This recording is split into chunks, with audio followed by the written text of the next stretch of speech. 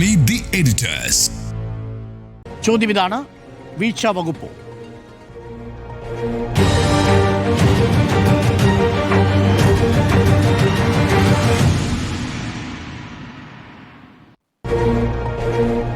നമുക്കൊപ്പം പിയാസുനിൽ കൂടി ചേരുന്നുണ്ട്. ഡൽഹിയിൽ നിന്നും ടെലി ട്രാൻസ്പോർട്ടിംഗ് സ്റ്റുഡിയോ സംവിധാനം വഴി. വെൽക്കം പിയാസുനിൽ. സ്മൃതിയിൽ നിന്ന് തുടങ്ങാം. സ്മൃതി, ഇതാദ്യമായിട്ടല്ല ഹർഷിനിയുടെ വാർത്ത പുറത്തു കൊണ്ടുവന്നത് റിപ്പോർട്ടറാണ്. ഇപ്പോൾ ഉഷയുടെ വാർത്ത പുറത്തു കൊണ്ടുവന്നതും അത് ലൈവായി പ്രേക്ഷകരിലേക്ക് എത്തിച്ചതും റിപ്പോർട്ടറാണ്. നമ്മൾ തന്നെ തുടർച്ചയായിട്ട് കൊണ്ടുവരുന്നു. മെഡിക്കൽ കോളേജിനെ ചുറ്റിപ്പറ്റിയുള്ള ചില വീഴ്ചകൾ നമ്മൾ തന്നെ തുടർച്ചയായിട്ട് പരമ്പരയായിട്ട് ചെയ്യുകയും ചെയ്തിട്ടുണ്ട്. ഇത് 5 വർഷം മുമ്പ് നടന്ന സംഭവമാണ്. ഈ സർക്കാർ എനിക്ക് തോന്നുന്നു സത്യപ്രതിജ്ഞ ചെയ്യുന്നതിന് മുൻപാണോ എന്നെനിക്ക് സംശയമുണ്ട്. ആ സമയത്തോ മറ്റോ ആണ് ഈ സംഭവം നടക്കുന്നത്. ഹർഷിന നടക്കുന്നത് 2014 പക്ഷേ എങ്കിലും 5 വർഷം കത്രികയുമായ ഒരു സ്ത്രീ നടക്കേണ്ടി വരിക, അതും ഒരു തൊഴിലുറപ്പ് തൊഴിലാളി നടക്കേണ്ടി വരിക. ഒടുവിലത് കണ്ടുപിടിക്കപ്പെടുന്നത് പോലും സ്വകാര്യ ആശുപത്രിയിലെ സ്കാനിങ്ങിലാണ്. വീഴ്ച വകുപ്പോ? നമ്മുടെ ചോദ്യം വീഴ്ച വകുപ്പോ എന്നുള്ളതാണ്. വീഴ്ച വകുപ്പ് എന്ന് മാത്രമല്ല, നിർവികാര വകുപ്പാണ്, നിസ്സംഗ വകുപ്പാണ്. സഹാനുഭൂതി, എമ്പതി പറഞ്ഞ ഒരു കാര്യമുണ്ടല്ലോ, അതില്ലാത്ത വകുപ്പാണ്. അത് ആരോഗ്യമന്ത്രിയിൽ തുടങ്ങി ഈ പറയുന്ന സർക്കാർ ആശുപത്രിയിലെ എല്ലാ ഡോക്ടർമാരെയും പറയില്ല, ചില ഡോക്ടർമാരിലേക്ക് എത്തി നിൽക്കുന്ന, എല്ലാ ഡോക്ടർമാരെയും കുറ്റപ്പെടുത്താൻ തയ്യാറല്ല. ആരോഗ്യമന്ത്രിയിൽ തുടങ്ങുന്നു എന്ന് പറയുന്നതിൻ്റെ കാരണം നമുക്കറിയാം. കോട്ടയം മെഡിക്കൽ കോളേജിലെ കെട്ടിടം വീണ സംഭവം, ആ കെട്ടിടം ഉപയോഗിക്കാത്ത കെട്ടിടമാണെന്ന വാദം ആദ്യം പറഞ്ഞു. അതിനുശേഷം ഈ ബിന്ദുവിനെ പുറത്തെത്തിക്കുന്നതിന് മുമ്പ് തന്നെ എത്രത്തോളം വാദമുഖങ്ങളാണ് നിരത്തിയത്. ആരോഗ്യവകുപ്പിൻ്റെ നേട്ടങ്ങൾ പറയുന്നു. ആ മുറിവുണങ്ങുന്നതിൻ്റെ പിറ്റേ ദിവസം തന്നെ UDF കാലത്തെ കോട്ടങ്ങൾ കടലാസിലെടുത്തു വെച്ച് വായിക്കുകയാണ്. അപ്പോൾ അതാണ് ഞാൻ പറഞ്ഞത്, നിസ്സംഗതയാണ്, സഹാനുഭൂതിയില്ലാത്ത നിലപാടാണ് ആരോഗ്യമന്ത്രി എടുക്കുന്നത്. അപ്പോൾ അതിൻ്റെ തുടർച്ച, സിസ്റ്റത്തിൻ്റെ പിഴവെന്ന് പറയുമ്പോൾ സിസ്റ്റത്തിന് മുഖമില്ലല്ലോ. അത് എവിടെ നിന്നും തുടങ്ങി എവിടെയെങ്കിലും അവസാനിക്കാം, എവിടെയെങ്കിലും ഉള്ള പിഴവാകാം. അത് എൻ്റെ പിഴവല്ല എന്ന് പറഞ്ഞ് കൈമാറാൻ സാധിക്കും. അപ്പോൾ ഒരു സിസ്റ്റം എന്ന് പറഞ്ഞാൽ അതൊരു രക്ഷപ്പെടലാണ്, അതൊരു ഒഴികഴിവാണ് എന്നുള്ളതാണ്. അതാണ് യഥാർത്ഥത്തിൽ സംഭവിക്കുന്നത്. ഇന്നിപ്പോൾ നമ്മൾ ഏറ്റവും ഞെട്ടിക്കുന്ന പ്രതികരണം കേട്ടത് ഡോക്ടർ ലളിതാംബികയിൽ നിന്നാണ്. ഡോക്ടർ ലളിതാംബിക എന്ന് പറയുന്നത്, ശ്രദ്ധിക്കണം, സാങ്കേതികമായ പിഴവാണ് കേട്ടോ, സാങ്കേതിക പിഴവുകളാണ്, എല്ലാം സാങ്കേതിക പിഴവുകളായി പറയാം. ഈ കത്രികയെല്ലാം മെസ്കിറ്റോ എന്ന ഒരു വളരെ ചെറിയ സാധനമാണ് എന്നാണ് പറയുന്നത്. അപ്പോൾ വളരെ നീളം കുറവാണ്, എക്സ്റേ കാണുന്ന മാഗ്നിഫൈഡ് വ്യൂ ആണെന്നാണ് പറയുന്നത്. അപ്പോൾ ഇത് നമ്മൾ ബ്ലഡ് വെസലിൽ നിന്നും ബ്ലഡ് വരുമ്പോൾ പിടിക്കാൻ ഉപയോഗിക്കുന്ന ചെറിയൊരു ഉപകരണമാണ്. ഉപകരണത്തിൻ്റെ വലിപ്പം പറഞ്ഞുകൊണ്ട് ഈ വലിയ പിഴവ് വളരെ ചെറിയ പിഴവാണ് എന്ന് പറഞ്ഞു വയ്ക്കുകയാണ്. എന്നിട്ട് അവസാനം അവരെന്താണ് പറയുന്നത്, ഇത് എത്ര വർഷം കടന്നാലും, 50 വർഷം കടന്നാലും കുഴപ്പമില്ല എന്ന്. നമ്മൾ മനസ്സിലാക്കിയത് എന്താണ്, ഉഷയുടെ മകനും ഉഷയും പറഞ്ഞത് എന്താണ്, ഈ പറയുന്ന ഈ കത്രിക, നമ്മൾ കത്രിക എന്ന് വിളിക്കുന്ന, ഡോക്ടർ ലളിതാംബിക മസ്കിറ്റോ എന്ന് വിളിക്കുന്ന ഈ ചെറിയ ഉപകരണം അവിടെ കിടന്ന് അവർക്ക് ബ്ലീഡിംഗ് ഉണ്ടായിട്ടുണ്ട്, അവർക്ക് മൂത്രമൊഴിക്കാൻ ബുദ്ധിമുട്ടുണ്ടായിട്ടുണ്ട്, അവർക്ക് വേദനയുണ്ടായിട്ടുണ്ട്. അവരുടെ വേദന ഒരു സാധാരണ തൊഴിലാളിയുടെ അല്ലെങ്കിൽ സർക്കാർ ആശുപത്രികളെ സമീപിക്കുന്ന സ്ത്രീകളുടെയും പുരുഷന്മാരുടെയും പാവപ്പെട്ടവരുടെയും വേദന നിസ്സാരവൽക്കരിച്ചുകൊണ്ട് ഡോക്ടർ പറയുകയാണ്, അതൊരു ചെറിയ സാധനമാണ്, അത് അവിടെ കിടന്നാൽ കുഴപ്പമില്ല എന്ന് വെച്ചാൽ മരിക്കില്ല എന്ന് മാത്രമായിരിക്കും, മരിക്കില്ല, അത് അവിടെ കിടക്കും എന്നായിരിക്കും ഉദ്ദേശിച്ചിട്ടുണ്ടാവുക. ആ ഒരു പ്രതികരണം എത്രത്തോളം ക്രൂരമാണ് എന്നുള്ളതാണ്. ഇതേപോലെ പ്രതികരണം നമ്മൾ ഗൈഡ് വയർ കുടുങ്ങിയ സംഭവത്തിലും കണ്ടിട്ടുണ്ട്. അതും തിരുവനന്തപുരം ജനറൽ ആശുപത്രിയിൽ സുമയ്യയുടെ നെഞ്ചിലാണ് ഗൈഡ് വയർ കുടുങ്ങിയത്. അവർക്കും ബുദ്ധിമുട്ടുണ്ടായി, ശ്വാസതടസ്സമുണ്ടായിട്ടാണ് അവർ ആശുപത്രിയിൽ ചെല്ലുന്നത്. അപ്പോൾ ഈ ഗൈഡ് വയർ അവിടെ കടന്നു കഴിഞ്ഞാൽ പിന്നെ അത് പരിശോധിക്കുന്നത്, അത് എടുത്താലുള്ള അപകടം പറയുന്നു, എടുത്താൽ അതൊരു പിഴവ് എന്ന് സമ്മതിക്കണ്ടേ. അപ്പോൾ അത് അവിടെ കടന്നാൽ പ്രശ്നമില്ല എന്നാണ് പറയുന്നത്, അതവിടെ കിടക്കുന്നതുകൊണ്ട് പ്രശ്നമില്ല എന്നാണ് പറയുന്നത്. പ്രശ്നമുള്ള കേസുകളുമുണ്ടല്ലോ, പ്രശ്നമുള്ള എത്ര കേസുകളുണ്ട്. ഹർഷിയുടെയും കത്രികയുമായിട്ട് എത്ര വർഷമാണ് അവർ എത്ര വർഷമാണ്? 5 വർഷം. അവർക്ക് 5 വർഷം എന്ന് പറയുന്നത് കൃത്യമായ കണക്കുണ്ട്. 19 മാസം അല്ലേ, 4 വർഷം 9 മാസം 19 ദിവസം, അതാണ് കൃത്യമായ കണക്ക്. അത്രയും ദിവസം അവർ അനുഭവിച്ചു. ആ കത്രിക എടുത്തതിന് ശേഷം പല ഘട്ടങ്ങളിലായി അവർ സമരം ചെയ്ത സമയത്തൊക്കെ ആരോഗ്യമന്ത്രി വന്ന് ചില ഉറപ്പുകൾ കൊടുക്കുന്നു. ഒരു ഉറപ്പും കൊടുത്തിട്ടില്ല, അവർക്ക് നഷ്ടപരിഹാരം കൊടുത്തിട്ടില്ല. അവരെ തുടർ ചികിത്സയ്ക്കുള്ള പണം പ്രതിപക്ഷമാണ് കൊടുക്കുന്നത്. ഇനി ഇപ്പോൾ കൊല്ലത്തെ ഓട്ടോ ഡ്രൈവർ വേണുവിൻ്റെ മരണം നമ്മൾ റിപ്പോർട്ട് ചെയ്താണല്ലോ. വേണുവിൻ്റെ ഭാര്യ എത്ര വൈകാരികമായി നമ്മളോട് പ്രതികരിച്ച് കണ്ടാണ്. അത് മരണമൊഴിയായിരുന്നു. അതൊരു കളവ് പറഞ്ഞിട്ട് ഒരാൾ മരിച്ചു പോകില്ലല്ലോ. ഒരാൾ മരിച്ചു പോകുമ്പോൾ പറയുന്നത് അത്രയും വേദനയിൽ നിന്നും ഒരു സഹായം കിട്ടാതെ അത്രയും നിസ്സഹാവസ്ഥയിൽ നിന്നാണ് അദ്ദേഹം പറയുന്നത്. അത് ഒരു മരണമൊഴിയായി എടുക്കണമെന്ന് പറഞ്ഞുകൊണ്ടാണ് അദ്ദേഹം മരിച്ചു പോകുന്നത്. ആ മരിച്ചുപോയ വേണുവിൻ്റെ ആ മരണത്തിൽ ആർക്കെങ്കിലും നടപടിയെടുത്തു? ഒരു മുഖവും ഇല്ല, ആർക്കും അതിൽ ഉത്തരവാദിത്വമില്ല എന്ന രൂപത്തിലാണ് പറയുന്നത്. അപ്പോൾ അത് ആശുപത്രിയിൽ അവിടെ ഒരാളെയും കണ്ടെത്താതെ, അതായത് സെക്യൂരിറ്റിയിൽ നിന്ന് തുടങ്ങുന്ന പിഴവാണ് വേണു ചൂണ്ടിക്കാണിക്കുന്നത്. അവിടെ മുതൽ ഉള്ള നിസ്സഹകരണം അല്ലെങ്കിൽ അവഗണനയാണ് അദ്ദേഹം ചൂണ്ടിക്കാണിച്ചത്. അതിനുശേഷം ഈ സംഭവം സഭയിൽ ഉന്നയിക്കപ്പെടുന്നുണ്ട്, നിയമസഭയിൽ ഉന്നയിക്കപ്പെടുന്നുണ്ട്. സഭയിൽ ഉന്നയിക്കപ്പെടുമ്പോൾ ആരോഗ്യമന്ത്രി പിന്നീട് ആരോഗ്യവകുപ്പ് ഒരു റിപ്പോർട്ട് നൽകുന്നുണ്ട്. അതായത് അങ്ങോട്ട് കൊണ്ടുവരും. വേണു മരിച്ചപ്പോൾ വീഴ്ചയില്ല എന്ന് പറഞ്ഞു. പിന്നീട് ആരോഗ്യവകുപ്പ് കമ്മീഷൻ കണ്ടെത്തിയത് കൊല്ലം ജില്ലാ ആശുപത്രിയിൽ നിന്നും അടിയന്തര ആൻജിയോഗ്രാമിന് വിട്ടതാണ്. ആൻജിയോഗ്രാമിന് വിട്ട ആളെ ICUവിൽ കൊണ്ടുപോകുന്നതിന് പകരം ഓവർ ക്രൗഡഡായ വാർഡിൽ ഇടുകയായിരുന്നു. അപ്പോൾ അത് ഒരു പിഴവാണ് എന്ന് ആരോഗ്യ വകുപ്പിന്റെ കമ്മീഷൻ തന്നെ കണ്ടെത്തി. പിന്നീട് ആ റിപ്പോർട്ട് വായിച്ചുകൊണ്ട് PC വിഷ്ണുനാണ് അത് സഭയിൽ ഉന്നയിച്ചത്. അത് വായിക്കുമ്പോൾ ആരോഗ്യമന്ത്രി മറുപടി എന്താണെന്നറിയോ? നോക്കൂ, ആരോഗ്യവകുപ്പ് കണ്ടെത്തിയല്ലോ, ആരോഗ്യവകുപ്പ് അപ്പോൾ ഇത് തള്ളിയില്ലല്ലോ, ആരോഗ്യവകുപ്പ് കണ്ടെത്തിയല്ലോ എന്നാണ് പറയുന്നത്. ഒരാൾ മരിച്ചു കഴിഞ്ഞിട്ടാണ് ആ വീഴ്ചയെക്കുറിച്ചാണ് പറയുന്നത്. അപ്പോൾ ഞങ്ങളുടെ വകുപ്പിൽ തെറ്റായ റിപ്പോർട്ട് തയ്യാറാക്കുന്നില്ല എന്ന വാദമാണ് അവിടെ പറയുന്ന ആരോഗ്യമന്ത്രി. അതും ഒരു നിസ്സംഗമായ പ്രതികരണമായിട്ടാണ് ഞാൻ കാണുന്നത്. അങ്ങനെ എത്ര കേസുകളാണെന്നേ. പാലക്കാട് പല്ലനയിലെ 9 വയസ്സുള്ള കുഞ്ഞ്, ആ കുട്ടി കളിക്കുന്നതിനിടെ വീണ് എല്ലൊടിയാണ്. ആ കുട്ടിയുടെ കയ്യിൽ പ്ലാസ്റ്റർ ഇടുന്നു, വേദന ഇടുന്നു, പലതവണ ആശുപത്രിയിൽ പോയി പറയുന്നു, നോക്കുന്നില്ല, അത് സാരമില്ല, സാധാരണഗതിയിലുള്ളതെന്ന് പറഞ്ഞ് കൈയിരുന്ന് പഴുത്ത കൈ മുറിച്ചു മാറ്റേണ്ടി വരികയാണ്. ആ കൈയും കൃത്രിമ കൈ പ്രതിപക്ഷം വെച്ചു കൊടുക്കുന്നു. ഇതൊക്കെ തന്നെ വീഴ്ചകളായി. ഇത്രയുണ്ട്. കോന്നി മെഡിക്കൽ കോളേജിൽ 14-കാരൻ്റെ ഒടിഞ്ഞ കൈക്ക് ചികിത്സ കഴിഞ്ഞപ്പോൾ കൈ വളഞ്ഞു എന്നുള്ള കേസുണ്ട്. പല തരത്തിൽ നമ്മൾക്ക് ഏറ്റവും പ്രധാനം ഇതിൻ്റെ ഉത്തരവാദപ്പെട്ട ഒരു ഡോക്ടർ ഹാരിസ് പറഞ്ഞല്ലോ, അവിടെ ഉപകരണങ്ങൾ കിട്ടാത്തതിനെക്കുറിച്ച് അദ്ദേഹം ക്ഷുഭിതനായി പ്രതികരിക്കുന്നത്. അദ്ദേഹം കാലങ്ങളായി അനുഭവിച്ച ബുദ്ധിമുട്ടാണ് അദ്ദേഹം വിളിച്ചു പറഞ്ഞത്. അദ്ദേഹത്തിനെ ഒരു മനോരോഗിയാക്കുന്നു, കുറേ കഴിഞ്ഞ് ആ ഉപകരണങ്ങൾ എത്തിക്കുന്നു. ഇതൊക്കെ കേരളം കണ്ടതാണ്. ഇതൊക്കെ പറയുമ്പോൾ ആരോഗ്യ വകുപ്പിൻ്റെ നേട്ടം, ആരോഗ്യ കേരളം നേട്ടം, പിന്നെ അങ്ങോട്ട് താരതമ്യമാണ്. UP-യുമായിട്ടുള്ള താരതമ്യം, മറ്റ് സംസ്ഥാനങ്ങളുമായ താരതമ്യം, നീതി ആയോഗിൻ്റെ റിപ്പോർട്ട്. യഥാർത്ഥത്തിൽ ഈ NITI Aayog state of state award കൊടുക്കാൻ തുടങ്ങിയത് 2015 മുതലാണ്. 2015-ലെ ഡേറ്റ് എടുത്തുകൊണ്ട് അന്ന് 16-ൽ പിണറായി സർക്കാർ വരികയാണ്. 15-ൽ ഡേറ്റ് എടുത്തുകൊണ്ടാണ് 16-ൽ ആദ്യത്തെ അവാർഡ് കിട്ടുന്നത്. അന്നും നമ്പർ 1 ആണ്. അന്ന് 78 പോയിന്റാണ്. 78 പോയിന്റ് നേടിയാണ് കേരളം 1-ാം സ്ഥാനത്ത് നിൽക്കുന്നത്. ഇന്നും 1-ാം സ്ഥാനത്ത് തന്നെയാണ്, പക്ഷെ പോയിന്റ് കുറഞ്ഞ് വളരെ താഴെയാണ്. അപ്പോൾ ഈ തരം ന്യായീകരണങ്ങൾ ഇത്തരം ഘട്ടങ്ങളിൽ പറയേണ്ടതാണോ എന്നുള്ളതാണ് ഏറ്റവും പ്രധാനപ്പെട്ട പ്രശ്നം. ഇവിടെ രോഗികൾ തെളിവായി നിൽക്കുന്നു, രോഗികളുടെ പ്രതികരണങ്ങൾ തെളിവായി നിൽക്കുമ്പോൾ നിസ്സംഗമായ നിർവികാരമായ പ്രതികരണം എത്രത്തോളം ദോഷം ചെയ്യുന്നുള്ളതാണ്. ഇതിനിടയ്ക്ക് ഒരു സർക്കുലർ പുറത്തിറങ്ങുന്നുണ്ടല്ലോ. ഇപ്പോൾ ഒന്നും ശ്രദ്ധിക്കണം, നന്നായി ശ്രദ്ധിക്കണം. തെരഞ്ഞെടുപ്പ് കാലത്ത് പ്രത്യേക ശ്രദ്ധ വേണം. തെരഞ്ഞെടുപ്പ് കാലത്ത് പ്രത്യേക ശ്രദ്ധ, കുഴപ്പമുണ്ടാകാതിരിക്കാൻ, വിവാദമുണ്ടായിരിക്കാൻ ശ്രദ്ധിക്കണമെന്നുള്ള കുറിപ്പ്. ആ കുറിപ്പ് സർക്കുലർ ഇറക്കാൻ ആവശ്യപ്പെട്ടു എന്നാണ് പറഞ്ഞത്. എവിടെന്നാണ് വരുന്ന ആവശ്യം എന്നറിയാമല്ലോ. അപ്പോൾ ഇതൊക്കെ തന്നെയാണ്. ഇത് ജനം കാണുന്നുണ്ട്, ഇത് ജനം വിലയിരുത്തുന്നുണ്ട്. ഇതിന് കൃത്യമായ മറുപടി ജനം നൽകും എന്നുള്ളതാണ്. വീഴ്ച വകുപ്പ് എന്നുള്ളതാണ് ചോദ്യം. നമുക്കിനി 25 മിനിറ്റ് മാത്രമേ അവശേഷിച്ചിട്ടുള്ളൂ. അതുകൊണ്ട് ചുരുങ്ങിയ സമയങ്ങളെ നമുക്ക് കിട്ടത്തുള്ളൂ. പി ആർ സുനിലേക്കാണ് ഞാൻ, അതിനുശേഷം പാതയിലേക്ക് വരാം. പി ആർ സുനിൽ, ഇതൊരു വീഴ്ച വകുപ്പായിട്ട് മാറിക്കഴിഞ്ഞോ? നമ്മൾ ഈ ചർച്ച നടത്തുമ്പോൾ, സംസാരിക്കുമ്പോൾ നോക്കൂ, കഴിഞ്ഞ 5 വർഷക്കാലം ഒരു ചികിത്സാ പിഴവ് മൂലം ഒരു കത്രിക വയറിനകത്ത് കൊണ്ടു നടന്ന ഒരു പാവപ്പെട്ട തൊഴിലാളി സ്ത്രീയുടെ വേദനയിൽ നിന്നുകൊണ്ടാണ് നമ്മളിത് സംസാരിക്കുന്നത്. എത്രയോ ദിവസങ്ങൾ അതിനുശേഷം ഈ വയറുവേദനയുമായി അവർ പല ഡോക്ടർമാരെയും കണ്ടു. അന്നൊന്നും ഒരു എക്സ്റേ എടുത്തത് പരിശോധിക്കാൻ ആരും നിർദ്ദേശിച്ചില്ല. ഏറ്റവും ഒടുവിൽ 5 വർഷത്തിന് ശേഷമാണ് ഒരു എക്സ്റേയിലൂടെ ഇങ്ങനെ ഒരു ഒരു സർജിക്കൽ ഉപകരണം ഇങ്ങനെ വയറ്റിനകത്തുണ്ട് എന്ന് കണ്ടെത്തിയത്. ഏതായാലും ഇപ്പോ അത് വലിയ വിവാദമായി കേരളത്തിൽ മാറിയിരിക്കുന്നു. ഏറ്റവും എന്നെ ഞെട്ടിച്ചൊരു സംഭവം എന്ന് പറയുന്നത്, ഇന്ന് ആ സർജറി നടന്നപ്പോൾ 2021 ആ ഒരു സർജറി നടന്ന സമയത്ത് ആ ഡിപ്പാർട്ട്മെന്റ് ഹെഡായിരുന്ന ഡോക്ടർ ലളിതാംബിക പറഞ്ഞത് കേട്ടിട്ടാണ്. ഒരു 50 വർഷത്തോളം ഇങ്ങനെ ഒരു ഉപകരണം ശരീരത്തിൽ കൊണ്ട് നടന്നാലും ഒരു കുഴപ്പവുമില്ല, 50 വർഷം ജീവിക്കുമെന്നൊക്കെയാണ്. യഥാർത്ഥത്തിൽ മുറിവിൽ തിളച്ച എണ്ണ ഒഴിക്കുന്ന പോലെയാണ് എനിക്ക് തോന്നിയത്.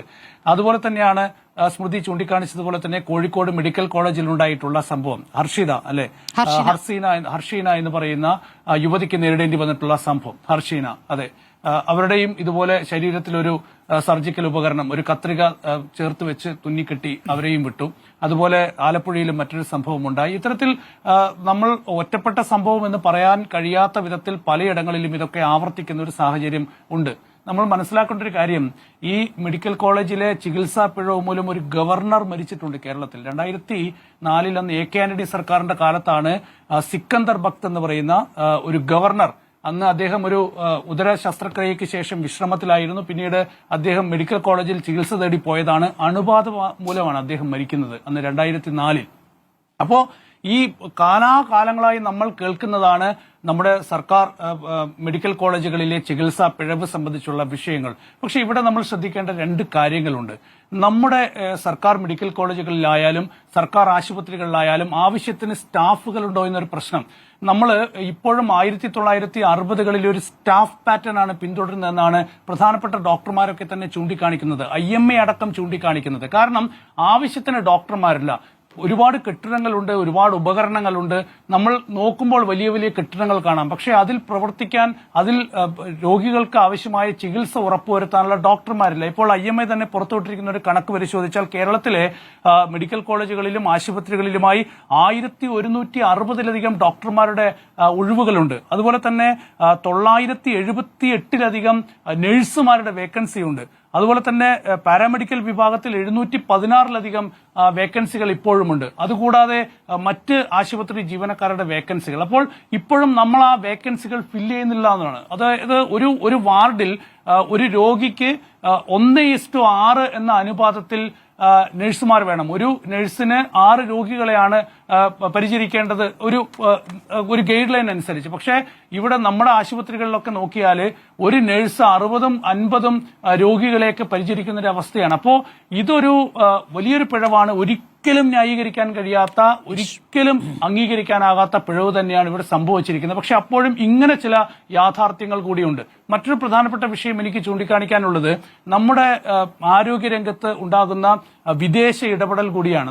കേരളത്തിൽ കഴിഞ്ഞ ഒരു വർഷത്തിനുള്ളിൽ 10,000 കോടി രൂപയുടെ സ്വകാര്യ നിക്ഷേപമാണ് സ്വകാര്യ ആശുപത്രികളിൽ വന്നിട്ടുള്ളത്. പ്രത്യേകിച്ച് അമേരിക്കയിലെ ഒരു കോർപ്പറേറ്റ് കമ്പനി കേരളത്തിലെ മിംസ് ആയാലും അതുപോലെ തന്നെ കിംസ് ആയാലും അതുപോലെ കേരളത്തിലെ പ്രധാനപ്പെട്ട ആശുപത്രികളിലൊക്കെ തന്നെ നടത്തിയിരിക്കുന്നത് 10,000 കോടി രൂപയുടെ നിക്ഷേപമാണ്. സർക്കാർ മെഡിക്കൽ കോളേജുകളുടെ എണ്ണത്തിൽ അതുപോലെ തന്നെ ആശുപത്രികളുടെ എണ്ണത്തിൽ അതിനനുസരിച്ച് വർധനവുണ്ടാകുന്നില്ല. ജീവനക്കാരുടെ എണ്ണത്തിൽ വർധനവുണ്ടാകുന്നില്ല. ഡോക്ടർമാരുടെ എണ്ണത്തിൽ വർധനവുണ്ടാകുന്നില്ല. പക്ഷേ രോഗികളുടെ എണ്ണം വലിയ തോതിൽ കൂടി വരുന്നുണ്ട്. 10 വർഷം മുൻപുള്ള രോഗികളുടെ എണ്ണത്തെ അപേക്ഷിച്ച് എത്രയോ മടങ്ങ് അധികമാണ്. നമ്മൾ ഇപ്പോഴത്തെ ഒരു കണക്ക് പരിശോധിച്ചാൽ 12 കോടിയിലധികം രോഗികളാണ് ഓരോ വർഷവും നമ്മുടെ സർക്കാർ മെഡിക്കൽ കോളേജുകളിലും ആശുപത്രികളിലും ചികിത്സ തേടിയെത്തുന്നത്. അപ്പോൾ ഏറ്റവും പ്രധാനപ്പെട്ട വിഷയം എന്നത് നമ്മൾ ഇതൊരു വലിയൊരു പിഴവായി നമ്മൾ കാണുമ്പോൾ തന്നെ മറുവശം കൂടി നമ്മൾ പരിശോധിക്കണം. ഇത് വളരെ പ്രധാനപ്പെട്ട വിഷയമാണ്. രോഗികൾക്ക് ചികിത്സ ഉറപ്പാക്കുന്നത് ഒരു ഡോക്ടർ വലിയ സമ്മർദ്ദത്തിലാകരുത്. ആ ഒരു സമ്മർദ്ദം മാറുമ്പോഴാണ് ഇത്തരം അബദ്ധങ്ങൾ ഒഴിവാക്കുക. അപ്പോൾ അത്തരം വിഷയങ്ങളിൽ കൂടി അടിയന്തര നടപടി ഉണ്ടാകണം. തീർച്ചയായിട്ടും മാധു, വീഴ്ച വകുപ്പായി മാറിക്കഴിഞ്ഞു. ഞാനിതിനെ വകുപ്പ് എന്നതിനപ്പുറത്ത് ആരോഗ്യ മേഖല എന്നാണ് കാണുന്നത്. ആരോഗ്യമേഖല, അതായത് ഏത് ആരോഗ്യമേഖല? ലോകോത്തരം എന്ന് നമ്മൾ അഭിമാനത്തോടു കൂടി ആവർത്തിച്ച് പറയുന്ന ആരോഗ്യമേഖലയുടെ വീഴ്ച എന്ന നിലയ്ക്ക് തന്നെയാണ് ഞാൻ ഇതിനെ കാണുന്നത്. ഇത് നോക്കൂ, ഞാൻ ഇന്നലെ വൈകുന്നേരം 9 മണിക്ക് റിപ്പോർട്ടറിൽ വാർത്ത വായിക്കുന്നതിനിടയിലാണ് ഈ സംഭവം ഉണ്ടാകുന്നത്. അപ്പോൾ എൻ്റെ മുന്നിലിരുന്ന്, കേരളത്തിൻ്റെ മുന്നിലിരുന്ന് ഉഷ ജോസഫ് എന്ന് പറയുന്ന 45 വയസ്സുള്ള സ്ത്രീ കരയുകയാണ്. അവരനുഭവിച്ച നീണ്ട വേദനയുടെ അനുഭവം പങ്കുവെക്കുകയാണ്. നോക്കൂ, ഒരു വ്യക്തി എന്ന നിലയ്ക്ക്, ഒരു സ്ത്രീ എന്ന നിലയ്ക്ക് ഞാൻ കണ്ട കണ്ണുനീരാണ്, ഞാൻ കേട്ട കരച്ചിലാണ്. എനിക്ക് അവരുടെ ഭാഗത്തെ നിൽക്കാൻ കഴിയുകയുള്ളൂ. കോഴിക്കോട്ട് സ്വദേശിയായ ഹർഷിന എന്നോടൊപ്പം ചർച്ചകളിൽ ഇരുന്നിട്ടുണ്ട് നിരവധി തവണ. അവരെന്നോട് പറഞ്ഞ ഒരു വാചകം ഞാൻ ഒരിക്കലും മറക്കില്ല.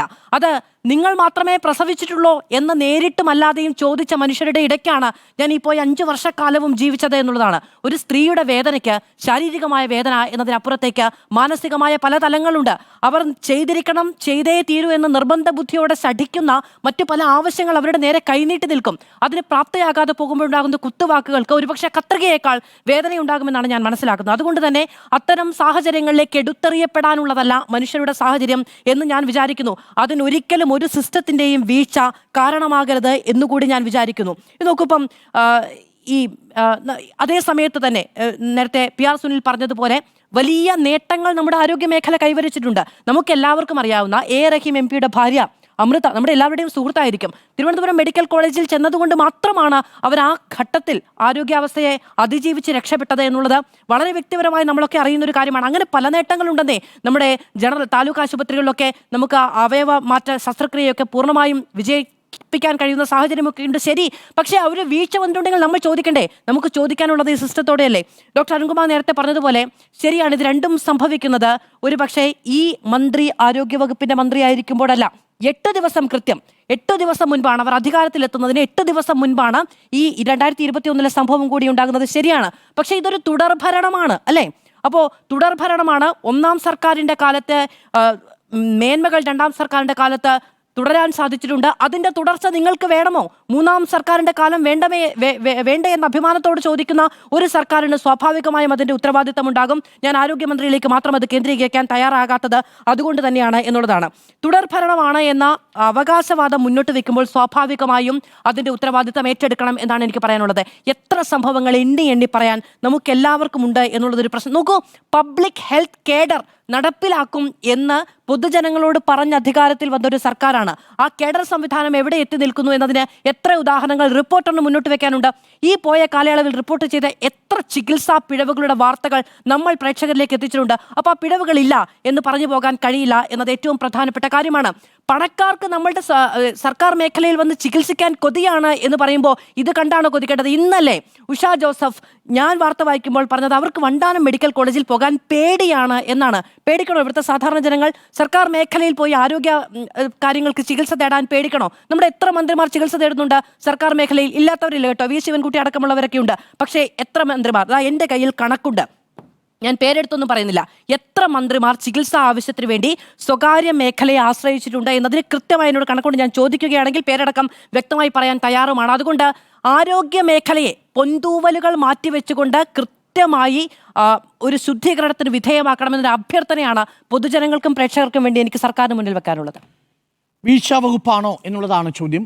നിശ്ചയമായും വീഴ്ചകൾ സംഭവിച്ചിട്ടുണ്ട് എന്നുള്ളതാണ്. പക്ഷേ ഏതെങ്കിലും അർത്ഥത്തിൽ കേരളത്തിൻ്റെ ആരോഗ്യവകുപ്പ് ഏറ്റവും മോശമായ വകുപ്പാണെന്നോ ആരോഗ്യമേഖല തകർന്നടിഞ്ഞുവെന്നൊരു അഭിപ്രായം എനിക്കില്ല.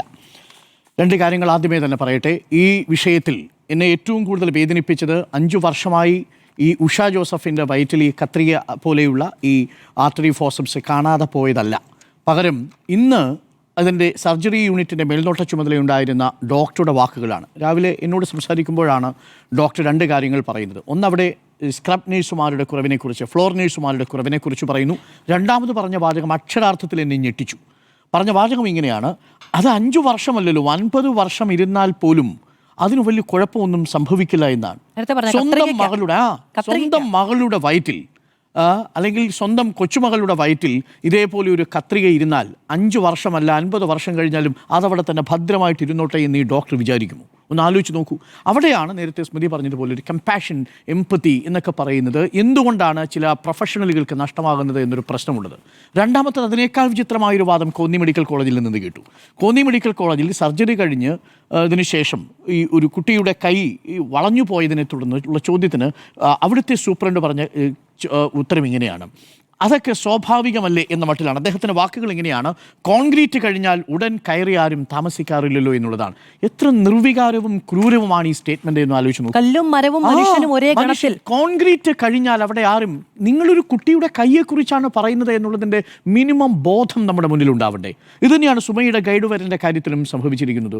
എവിടെയാണ് ഈ ഡോക്ടർമാർക്കിടയിൽ, ചില ഡോക്ടർമാർക്കിടയിലെങ്കിലും ഈ എംപതി നഷ്ടപ്പെട്ടു പോകുന്നത് എന്നുള്ളത് എന്നെ സംബന്ധിച്ച് വലിയ ആശങ്കയുണ്ട്. അതുകൊണ്ട് ഈ വിഷയത്തിൽ ഉഷ ജോസഫിനോടൊപ്പം തന്നെയാണ്. ഉഷ ജോസഫ് പറയുന്നു വണ്ടാനം മെഡിക്കൽ കോളേജിലേക്ക് പോകാൻ ഭയമാണ്. അങ്ങനെ ഉഷ ജോസഫ് എന്ന് പറയുന്ന ഒരു സാധാരണ തൊഴിലുറപ്പ് തൊഴിലാളിക്ക് തോന്നിയിട്ടുണ്ടെങ്കിൽ അടിസ്ഥാനമായി എന്തോ ഒരു പ്രശ്നമുണ്ട് ചില ഡോക്ടർമാർക്കിടയിലെങ്കിലും ചില വകുപ്പുകളിലെങ്കിലും എന്നതുകൊണ്ട് ഏതെങ്കിലും തരത്തിൽ ഈ വകുപ്പ് പൂർണ്ണമായിട്ടും മോശമാണെന്ന് പറയാൻ എനിക്ക് കഴിയില്ല.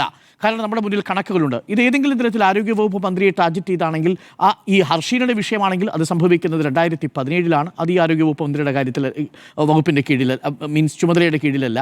ഈ സംഭവം തന്നെ വണ്ടാനം മെഡിക്കൽ കോളേജിൽ സംഭവിക്കുന്നത് നേരത്തെ മാധു പറഞ്ഞതുപോലെ ഈ ആരോഗ്യവകുപ്പ് മന്ത്രി വീണ ജോർജ് വരുന്നതിന് 8 ദിവസങ്ങൾക്ക് മുമ്പാണ്. അതുകൊണ്ട് നേരിട്ട് വീണ ജോർജിനെ ഇതിലേക്ക് ഉൾപ്പെടുത്താൻ കഴിയില്ല. പക്ഷേ ഗവൺമെൻറ് എന്നുള്ളതൊരു തുടർച്ചയാണ് എന്നുള്ളത് കൊണ്ട് തന്നെ ആരോഗ്യ മേഖലയിൽ സംഭവിക്കുന്ന ഏതു തരം വീഴ്ചയും നമ്മൾ ചൂണ്ടിക്കാണിച്ച് മതിയാവൂ. ജനങ്ങളെ ബാധിക്കുന്ന ഡിപ്പാർട്ട്മെന്റ് എന്ന നിലയിൽ കുറച്ചുകൂടി ഉത്തരവാദിത്വത്തോടുകൂടി പെരുമാറാൻ ഡോക്ടർമാർക്ക് അവകാശമുണ്ട്, ധാർമ്മികമായ ഉത്തരവാദിത്വമുണ്ട് എന്നുള്ളതാണ് എൻ്റെ ഈ വിഷയത്തിലെ ആദ്യത്തെ ടേക്ക്. ഇത്രയും പറഞ്ഞ് ഒരു കാര്യം ഞാൻ പ്രേക്ഷകരുടെ സമക്ഷം പറയാം. നേരത്തെ കമ്പാരിസനെ കുറിച്ചൊക്കെ പറഞ്ഞു. കമ്പാരിസൺ ചില ഘട്ടങ്ങളിൽ പറയേണ്ടി വരും. പക്ഷേ നമ്മുടെ ആരോഗ്യ മേഖല വേണ്ടത്ര രീതിയിലുള്ള ഈ രോഗികളുടെ ഇൻടേക്കിനെ, രോഗികളുടെ വരവിനെ നേരിടാൻ സജ്ജമാണോ എന്ന വളരെ വിശാലമായ ചോദ്യം കൂടി അർത്ഥത്തിൽ ചോദിക്കണം. നോക്കൂ, നമ്മളുടെ ഈ സർക്കാർ മെഡിക്കൽ കോളേജുകളിലും മറ്റ് ആശുപത്രികളിലുമായിട്ട് OP വിഭാഗത്തിലും കിടത്തി ചികിത്സയിലും മേജർ സർജറിയിലുമായിട്ട് എത്ര പേർ ഒരു വർഷം ചികിത്സ തേടി വരുന്നു? OP ചികിത്സയ്ക്ക് വേണ്ടി മാത്രം മെഡിക്കൽ കോളേജിൽ 1,13,00,000 ആളുകൾ എത്തുമ്പോൾ മറ്റ് ജില്ലാ ആശുപത്രികളും താലൂക്ക് ആശുപത്രികളും അടക്കം 11.49 കോടി മനുഷ്യരാണ് എത്തുന്നത്. മൊത്തം 12,63,00,000 ആളുകൾ OP വിഭാഗത്തിൽ നിരന്തരം നമ്മുടെ മെഡിക്കൽ കോളേജിലും മറ്റ് ആശുപത്രികളിലും ചികിത്സ തേടി പോകുന്നു. ചെറിയ കണക്കല്ല. ഇവിടെ ഒരു കമ്പാരിസൺ നമുക്ക് സാധ്യമാണ്. കാരണം UDFിൻ്റെ കാലത്ത് ചികിത്സ തേടിയിരുന്ന മനുഷ്യരുടെ എണ്ണത്തേക്കാൾ എത്ര വർധനയുണ്ടായിരിക്കുന്നു എന്ന് നോക്കൂ. ഇരട്ടിയോളം വർധനയുണ്ടായിരിക്കുന്നു എന്നുള്ളതാണ്.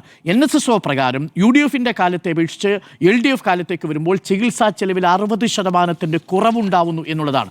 പക്ഷേ അതിന് ആനുപാതികമായ സ്റ്റാഫ് പാറ്റേൺ ഉണ്ടായിട്ടുണ്ടോ എന്നുള്ളത് വളരെ പ്രധാനപ്പെട്ട ചോദ്യമാണ്.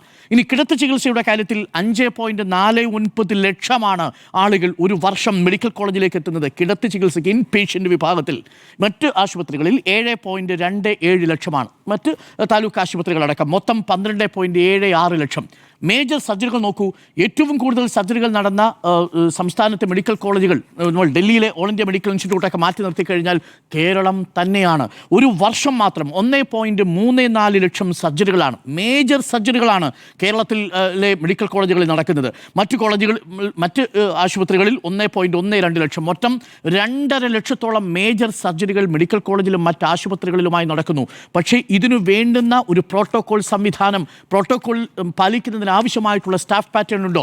KGMOA ആണെന്ന് തോന്നുന്നു ഇപ്പോൾ ഇന്ന് കൊടുത്തിരിക്കുന്ന വളരെ പ്രധാനപ്പെട്ട ഒരു ബൈറ്റുണ്ട്. ആ ബൈറ്റിൽ പറയുന്നുണ്ട് 2024 വേണ്ടത്ര സ്റ്റാഫ് പാറ്റേൺ പുതിയ പ്രോട്ടോകോൾ പ്രകാരം സേവനം കൊടുക്കുന്നതിന് വേണമെന്ന് സർക്കാരിനെ അറിയിച്ചു. ഒരു നടപടിയും ഉണ്ടായില്ല. ഇവിടെ ഗുരുതരമായ വീഴ്ച സംഭവിച്ചിട്ടുണ്ട് ആ ഘട്ടത്തിൽ എന്നുള്ളതാണ് എനിക്ക് രണ്ടാമതായി പറയാനുള്ളത്. കാരണം പ്രോട്ടോകോൾ പാലിക്കുന്നതിന് ആവശ്യമായിട്ടുള്ള അത്യാവശ്യം സ്റ്റാഫ് പാറ്റേൺ വിന്യസിച്ചില്ലെങ്കിൽ പിന്നെ ഈ സർക്കാരിന്റെ ശ്രദ്ധ ആരോഗ്യ മേഖലയിലാണ്, ആരോഗ്യ മേഖലയിൽ മെച്ചപ്പെട്ട സേവനം കൊടുക്കാനാണെന്ന് പറയുന്നതിൽ എന്തർത്ഥം? ആവശ്യപ്പെട്ടിട്ടുണ്ട് കൂടുതൽ ഡോക്ടർമാരുടെ വിന്യാസം. അവിടെ പല കാരണങ്ങൾ നമുക്ക് നികത്താം. കേന്ദ്രത്തിന്റെ ഉപരോധ സമാനമായിട്ടുള്ള സാമ്പത്തികമായിട്ടുള്ള ഞെരുക്കൽ. പക്ഷേ നോക്കൂ, ഇവിടെ ഒരു ഡോക്ടർ വന്ന് പറയുകയാണ് എനിക്ക് എങ്ങനെയാണ് ഈ നിങ്ങളുടെ വയറ്റിൽ ഒരു കത്രിക കുടുങ്ങിയോ ഇല്ലെന്നൊരു ഡോക്ടർക്ക് മനസ്സിലാക്കാൻ സാധിക്കുക? ഒരു ഫ്ലോർ നേഴ്സാണ് അത് രേഖപ്പെടുത്തേണ്ടത്. ആ ഫ്ലോർ നേഴ്സിന്റെ സേവനം ഇല്ലെങ്കിൽ ആ ഡോക്ടറെ സംബന്ധിച്ച്, പ്രത്യേകിച്ച് കോവിഡ് കാലത്താണ് ഈ സർജറി നടന്നതെന്ന് ഓർമ്മിക്കണം.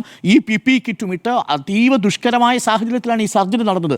3.5 കിലോ ഭാരം വരുന്ന ഒരു ട്യൂമറാണ് ഇവരുടെ ശരീരത്തിൽ നിന്ന് നീക്കം ചെയ്തത്. ആ സമയത്താണ് ഈ ഇല്ലോളം പോന്നു എന്ന് പറയുന്ന തരത്തിലുള്ളൊരു കത്രികയെ പോലുള്ളൊരു ഫോർസെപ്സ് ഉള്ളിൽപ്പെട്ടു പോയത്. ഉള്ളിൽപ്പെട്ട് പോകാം. പക്ഷെ അവിടെ എന്താ സംഭവിച്ചു പോയത്? ഞാൻ ഒരു നിമിഷം ഡോക്ടർ ലളിതാംബിക പറഞ്ഞത് വിശ്വസിക്കുന്നു. അവിടെ ഒരു ഫ്ലോർ നേഴ്സിന്റെ സാന്നിധ്യം ഉണ്ടായിരുന്നെങ്കിൽ ഈ പറയുന്ന മെഷീനറികളെല്ലാം തിരിച്ചവിടെ എത്തിയിട്ടുണ്ടോ എന്ന് എണ്ണി നോക്കിയതിന് ശേഷമേ ആ സർജറിയിലെ പ്രോട്ടോകോൾ പ്രകാരമുള്ള പ്രവർത്തനം പൂർത്തിയാവൂ. 100%. അതുകൊണ്ടാണ് ഡോക്ടർ അങ്ങനെ പറയുന്ന ഘട്ടത്തിലും. പക്ഷെ നോക്കൂ, അതിനേക്കാൾ അടിസ്ഥാനമായ പ്രശ്നം എന്താ? ഈ പ്രോട്ടോകോൾ പാലിക്കുന്നതിന് ആവശ്യമായ ഇത്രയും അധികം 2.5 ലക്ഷത്തോളം രോഗികളെ ഒരു വർഷം മേജർ സർജറിക്ക് വിധേയമാക്കുന്ന നമ്മുടെ സർക്കാർ ആശുപത്രികളിൽ അതിനു വേണ്ടുന്ന നഴ്സുമാരും അതിനു വേണ്ടുന്ന ഡോക്ടർ സംവിധാനങ്ങളും ഉണ്ടോ? ഇതാണ് ഏറ്റവും പ്രധാനമായിട്ടുള്ള പ്രശ്നം. ഇതിലാണ് യഥാർത്ഥത്തിൽ അപകടം ഇരിക്കുന്നത്. നമുക്ക് നല്ല കെട്ടിടങ്ങൾ വയ്ക്കാൻ പറ്റും, നമുക്ക് നല്ല മെഷീനറി വയ്ക്കാൻ പറ്റും. നോക്കൂ, കേരളത്തിലെ ഏത് സ്വകാര്യ ആശുപത്രികളോടും കിടപിടിക്കുന്ന രീതിയിലുള്ള മെച്ചപ്പെട്ട ഡോക്ടർമാരുടെ സേവനം മെഡിക്കൽ കോളേജുകളിൽ ഉണ്ട് എന്ന് തന്നെയാണ് എൻ്റെ പക്ഷം. പക്ഷേ അവർക്ക് പ്രവർത്തിക്കാൻ ആവശ്യമായ സംവിധാനം ഉണ്ടാവണം. പ്രേക്ഷകർക്ക് അറിയാമോ, കൂട്ടത്തോടെ ഈ സർക്കാർ ആശുപത്രിയിൽ നിന്ന് പ്രഗത്ഭരായിട്ടുള്ള ഡോക്ടർമാരെ ഹോസ്പിറ്റലിൽ നിന്ന് VRS എടുത്ത് പോവുകയാണ്. കണക്കുകളിൽ നിന്ന് പുറത്തുവിട്ടിട്ടുണ്ട് റിപ്പോർട്ട് TV. അപ്പോൾ ഇതെല്ലാം നമ്മുടെ മുന്നിൽ ചൂണ്ടിക്കാണിക്കുന്ന ഒരു പ്രധാനപ്പെട്ട പ്രശ്നം. ഇത് ഏതെങ്കിലും മെഡിക്കൽ കോളേജിൽ പോകേണ്ട രോഗികളാണ് തിരുവനന്തപുരം മെഡിക്കൽ കോളേജിൽ മാത്രം പോകുന്നത്. കറക്റ്റ്, അതാണ് ഏറ്റവും പ്രധാനപ്പെട്ട കാര്യം. ഇതാണ് രണ്ടാമത്തെ പ്രധാനപ്പെട്ട കാര്യം. ഇനി ഒരു കാര്യം കൂടി പറഞ്ഞ് ഞാൻ ഇത് അവസാനിപ്പിക്കാം. പക്ഷേ നോക്കൂ, ഇങ്ങനെയൊക്കെ നമ്മൾ പറയുമ്പോഴും ഈ വീഴ്ച വകുപ്പാണോ എന്ന ചോദ്യത്തിനാണ് എൻ്റെ ഉത്തരം. ഈ വകുപ്പ് വീഴ്ച ഈ പറയുന്ന സംഭവങ്ങളിലൂടെ നമുക്ക് പറയാൻ കഴിയുമെങ്കിലും വിശാലമായി നോക്കുമ്പോൾ കഴിഞ്ഞ 5 വർഷം കൊണ്ട് ആരോഗ്യ മേഖലയിൽ ഉണ്ടാക്കിയിരിക്കുന്ന നേട്ടങ്ങൾ പറഞ്ഞു തന്നെ പോകണം എന്ന് തന്നെയാണ്. കാരണം ഞാനിത് പറഞ്ഞില്ലെങ്കിലുള്ള അപകടം എന്താണെന്ന് വെച്ചാൽ, ഈ വീഴ്ച ചൂണ്ടിക്കാണിക്കുന്നതിനോടൊപ്പം തന്നെ നമ്മളുടെ നേട്ടങ്ങൾ പറഞ്ഞില്ലെങ്കിൽ ഈ കേരളത്തിൽ എത്രയെത്ര സൂപ്പർ സ്പെഷ്യാലിറ്റി ഹോസ്പിറ്റലുകളിലേക്കാണ് വിദേശ നിക്ഷേപം വന്നത് എന്ന് നേരത്തെ PR സുനിൽ പറഞ്ഞു. ചില കമ്പനികളുടെ പേര് വായിക്കാം: TPG, ബ്ലാക്ക് സ്റ്റോൺ, KKR തുടങ്ങി US കമ്പനികൾ. ICICI വെഞ്ചർ, CS പാർട്ട്നേഴ്സ് തുടങ്ങിയ ആഭ്യന്തര കമ്പനികളും പ്രധാനമായിട്ടും നിക്ഷേപം നടത്തുന്നു. മഹാരാഷ്ട്ര, തെലങ്കാന, കർണാടക തുടങ്ങിയ സംസ്ഥാനങ്ങളിൽ ആശുപത്രികൾ പലതും ലയിപ്പിക്കുകയും ഏറ്റെടുക്കുകയും ചെയ്യുന്നതിനിടെ കേരളത്തിലേക്ക് നിക്ഷേപമൊഴുക്കുന്നു. എന്തിനാണ്? 7,000 കോടി രൂപയാണ് 2023 ശേഷം വിവിധ ആശുപത്രികളുടെ ശൃംഖലകൾ ഏറ്റെടുക്കാൻ വേണ്ടിയിട്ട് വിദേശത്ത് നിന്ന് പണം ഒരുക്കുന്നത്. നമ്മുടെ ആരോഗ്യ മേഖലയെക്കുറിച്ച് നമ്മൾ ചിലത് പറഞ്ഞില്ലെങ്കിൽ, നമ്മൾ അഭിമാനപൂർവ്വം ചില കാര്യങ്ങൾ അവതരിപ്പിച്ചില്ലെങ്കിൽ നേട്ടമുണ്ടാക്കാൻ പോകുന്നത് ഈ സ്വകാര്യ ആശുപത്രികളാണ്. ഈ നാട്ടിലുള്ള മുഴുവൻ മാധ്യമങ്ങളിലും പരസ്യം കൊടുത്താലും ഈ ആശുപത്രികൾ ഈ നാട്ടിലുള്ള മുഴുവൻ മാധ്യമങ്ങളിലും സമൂഹ മാധ്യമങ്ങളിലും പരസ്യം കൊടുത്താലും അവർക്ക് കിട്ടാത്തത്ര പ്രമോഷനാണ്. ഇന്നലെ വണ്ടാനം മെഡിക്കൽ കോളേജിൽ പോകാൻ എനിക്ക് പേടിയാണ് എന്നൊരു സ്ത്രീ പറയുന്നുണ്ടാവുന്നത്.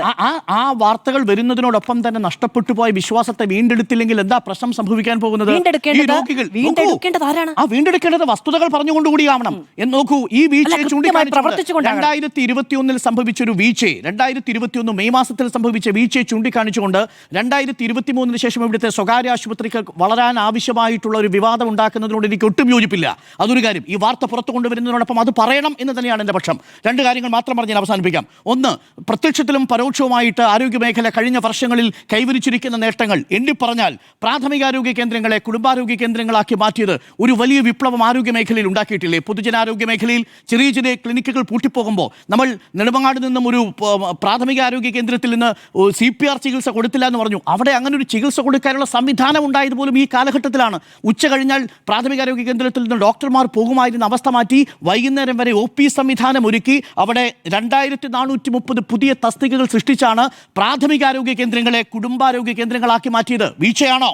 താലൂക്ക് ആശുപത്രികളെ സ്പെഷ്യാലിറ്റി ഹോസ്പിറ്റലുകളാക്കി മാറ്റി, ജില്ലാ ആശുപത്രികളെ സൂപ്പർ സ്പെഷ്യാലിറ്റി ഹോസ്പിറ്റലുകളാക്കി മാറ്റി. 10,000-ഓളം ഡോക്ടർമാരെ അവിടെ പുതിയ തസ്തികയിലേക്ക് നിയമിച്ചു. 13 ജില്ലകളിൽ കാത്ത് ലാബുകൾ കൊണ്ടുവന്നു. ഇന്ന് കേരളത്തിൽ ഒരൊറ്റ ജില്ലയിൽ മാത്രമേ കാത്ത് ലാബ് ഇല്ലാത്തതായിട്ടുള്ളൂ. ബാക്കി 13 ജില്ലകളിലും കാത്ത് ലാബ് സംവിധാനങ്ങൾ കൊണ്ടുവന്നു. കുഞ്ഞുങ്ങളുടെ ഒപ്പം തന്നെ മാതൃമരണ ശിശു നിരക്ക്, പ്രിയപ്പെട്ട പ്രേക്ഷകരെ, അമേരിക്കയേക്കാൾ കുറവാണ് നമ്മുടെ നാട്ടിൽ എന്നുള്ളതാണ്. പലപ്പോഴും ഇത് തെറ്റിദ്ധരിക്കും. യഥാർത്ഥത്തിൽ ഇത് ഈ സർക്കാരിൻ്റെ കാലത്ത് സംഭവിച്ചതാണോ എന്നുള്ളത് കണക്കുകൾ വ്യക്തമായി തന്നെ പറയണം. 1 ലക്ഷം കുഞ്ഞുങ്ങൾ ജനിക്കുമ്പോൾ മരിക്കുന്ന അമ്മമാരുടെ കണക്കാണ് നമ്മൾ ഈ മാതൃമരണ നിരക്കായിട്ട് കണക്കാക്കുന്നത്. UDF-ന്റെ കാലത്ത് 1 ലക്ഷം കുഞ്ഞുങ്ങൾ ജനിക്കുമ്പോൾ 43 അമ്മമാർ മരണപ്പെടുമായിരുന്നെങ്കിൽ LDF-ന്റെ കാലമാകുമ്പോഴേക്കും അത് 19 കുറച്ചു. അതിലും കുറയ്ക്കാൻ കഴിയണം. പക്ഷേ നോക്കൂ, വികസിത രാജ്യങ്ങളെക്കാൾ മെച്ചപ്പെട്ട കണക്കാണ് ശിശുമരണ നിരക്ക്. 1000 കുഞ്ഞുങ്ങൾ ജനിക്കുമ്പോൾ ഒരു വർഷത്തിനുള്ളിൽ മരണപ്പെടുന്ന കുഞ്ഞുങ്ങളുടെ കണക്കിനെ നോക്കിയാണ്. 2015-16 12 കുഞ്ഞുങ്ങൾ ഒരു വർഷം മരിക്കുമ്പോൾ 2024-25 ആകുമ്പോഴേക്കും പകുതിയാക്കാൻ സാധിച്ചിട്ടുണ്ട്. ഈ കാര്യങ്ങളിൽ സംഭവിച്ചിരിക്കുന്ന നേട്ടത്തെ കൂടി നമ്മൾ പറഞ്ഞു പോകണമെന്നേ പറയുന്നുള്ളൂ. പാലിയേറ്റീവ് കെയറിൽ നമ്മൾ മാതൃകയാണെന്ന് പറഞ്ഞത് ലോകാരോഗ്യ സംഘടനയാണ്. അമീബിക് മസ്തിഷ്ക ജ്വരബാധ നമ്മളെ എല്ലാം ആശങ്കപ്പെടുത്തി. ലോകത്ത് ഏകദേശം 95% മുകളിൽ മരണനിരക്കുള്ള അമീബിക് മസ്തിഷ്ക ജ്വരബാധ റിപ്പോർട്ട് ചെയ്യുമ്പോൾ നമ്മുടെ സംസ്ഥാനത്ത് 33% മരണനിരക്ക് കുറച്ച് പിടിക്കാൻ സാധിച്ചു. കാര്യം ഏർലി ഡിറ്റക്ഷൻ. ഇനി നിപ്പ രോഗബാധയുടെ കാര്യത്തിൽ ലോകമെമ്പാടും 70 മുതൽ 90% വരെ മോർട്ടാലിറ്റി ഉള്ളപ്പോൾ നമുക്കത് 33%-ലേക്ക് പിടിച്ചു നിർത്താൻ സാധിച്ചു. ആൻറ്റിവൈറൽ ഡ്രഗ് ഉപയോഗിച്ചു, നമ്മൾ ഏർലി ഡിറ്റക്ഷൻ ഉപയോഗിച്ചു, പ്രതിരോധ സംവിധാനങ്ങൾ ഉപയോഗിച്ചു. ഇതൊന്നും ചെറിയ കാര്യമായി കണക്കാക്കാനേ കഴിയില്ല എന്നുള്ളതാണ് എനിക്ക് പറയാനുള്ളത്. അതുകൊണ്ട് തന്നെ ഇത് മാത്രമല്ലെന്നേ, ആരോഗ്യ മേഖലയിൽ നമ്മൾ നേരിട്ട് കാണാത്ത കുറേ കാര്യങ്ങൾ, റിപ്പോർട്ട് ചെയ്യാതെ പോയ ചില കാര്യങ്ങൾ, അഥവാ വാർത്തയിൽ വലിയ സാധ്യതകളില്ലെന്ന് കണ്ട് ഉപേക്ഷിച്ച് പോയ സാധനങ്ങളുണ്ട്. ഉദാഹരണത്തിന് ഞാനൊരു കാര്യം പറയാം. വൺ ഹെൽത്ത് സെന്റർ എന്ന് പറയുന്ന ഒരു ആശയമുണ്ട്. നമ്മൾ അധികം ആരും ശ്രദ്ധ കേന്ദ്രീകരിച്ചിട്ടില്ല. എന്തുകൊണ്ടാണ് പകർച്ചവ്യാധികൾ ഒരുപക്ഷെ കൂട്ടത്തോടെ പടരുമെന്ന് ഭയക്കുമ്പോഴും ഒരു ഘട്ടത്തിൽ നമുക്കിത് നിയന്ത്രിക്കാൻ കഴിയുന്നത്? വൺ ഹെൽത്ത് സെന്റർ എന്ന സംവിധാനമുണ്ട്. പരിസ്ഥിതി, മൃഗാരോഗ്യം, പൊതുജനാരോഗ്യം, ഇത് മൂന്നും ക്ലബ് ചെയ്തുകൊണ്ടാണ് ഈ വൺ ഹെൽത്ത് സെന്റർ എന്ന സംവിധാനം പ്രവർത്തിക്കുന്നത്. ഇതൊക്കെ ഈ മേഖലയിൽ നടത്തിക്കൊണ്ടിരിക്കുന്ന വളരെ ശ്രദ്ധാപൂർവമായ ഇടപെടലുകളാണ്. ഈ ഇടപെടലുകളെ നമുക്ക് കണ്ടിൽ നിന്ന് നടിക്കാനേ കഴിയില്ല എന്നുള്ളതാണ്. ഇതിനോടൊപ്പം നമ്മുടെ സർക്കാർ സംവിധാനങ്ങൾ, ഇതേ പരാജയപ്പെട്ട സർക്കാർ സംവിധാനം, കെട്ടിടം ഇടിഞ്ഞു വീണ അതേ കോട്ടയത്ത് തന്നെയാണ് നമ്മൾ ഇന്ത്യയിലെ പ്രധാനപ്പെട്ട ഒരു മെഡിക്കൽ കോളേജിൽ ആദ്യമായി കരൾ മാറ്റിവെക്കൽ ശസ്ത്രക്രിയ നടത്തുന്നത്. പിന്നീട് തിരുവനന്തപുരം മെഡിക്കൽ കോളേജ് നടത്തി. കരൾ മാറ്റിവെക്കൽ ശസ്ത്രക്രിയ എത്രയാണ് പുറത്തെന്നറിയാമോ? 40 ലക്ഷം രൂപയാ ഒരു സ്വകാര്യ ആശുപത്രിയിൽ കരൾ മാറ്റിവെക്കൽ ശസ്ത്രക്രിയ.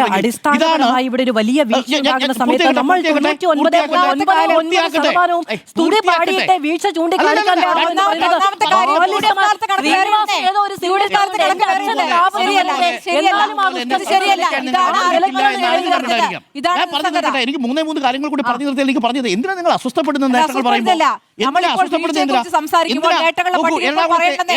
എല്ലാ കാലത്തും എറണാകുളത്തെ ജനറൽ ആശുപത്രിയിൽ ഹൃദയം മാറ്റിവെക്കൽ ശസ്ത്രക്രിയ നടത്തിയത് അഭിമാനപൂർവ്വമാണ് ഞാൻ കാണുന്നത്. അത് ഇന്ത്യയിൽ അന്നത്തെ ദിവസത്തെ ചർച്ചയല്ല അത് നോക്കൂ. ആണ് എന്താ വിഷയം? അന്നത്തെ വിഷയം എന്താ? ഇന്നത്തെ വിഷയം എന്താ? ഇന്നത്തെ വിഷയം വീഴ്ചയാണ്. ആ വീഴ്ച മാത്രമാണോ ഉള്ളത് ആരോഗ്യ വകുപ്പിന്? നോക്കൂ, ഇത് ഒരു ജനറൽ ആശുപത്രിയിൽ ശസ്ത്രക്രിയ നടന്നിട്ടുണ്ടെങ്കിൽ ഒരു മെഡിക്കൽ കോളേജ് ആശുപത്രിയിൽ കരൾ മാറ്റിവെക്കൽ ശസ്ത്രക്രിയ നടന്നിട്ടുണ്ടെങ്കിൽ മെഡിക്കൽ കോളേജുകളുടെ എണ്ണം മെഡിക്കൽ കോളേജുകൾ തുടങ്ങിയത് യു ഡി എഫ് കാലത്താണ്.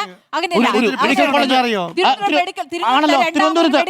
ഒറ്റ ചോദ്യം എനിക്ക് സ്മൃതിയുടെ ചോദ്യം. അല്ല സ്മൃതിയുടെ ചോദ്യം. തീരുമാനമുണ്ടായിട്ട് അത് റദ്ദാക്കിയത് ഈ പറയുന്ന പിണറായി സർക്കാർ. ഒറ്റ ചോദ്യം. തിരുവനന്തപുരം താങ്കൾ പറഞ്ഞല്ലോ യു ഡി എഫിന്റെ കാലത്താണ് മെഡിക്കൽ കോളേജ് ഉണ്ടാക്കിയതെന്ന്. ആ മെഡിക്കൽ കോളേജ് വയനാട്ടിലുള്ള മെഡിക്കൽ കോളേജ് എവിടെയുള്ളത്? നോക്കൂ, 84 ആദ്യമായിട്ട് അവസാന മെഡിക്കൽ കോളേജിന് പിന്നീട് 29 വർഷത്തിന് ശേഷം ഉമ്മൻചാണ്ടിയുടെ കാലത്താണ് പാലക്കാട് ഉണ്ടാകുന്നത്.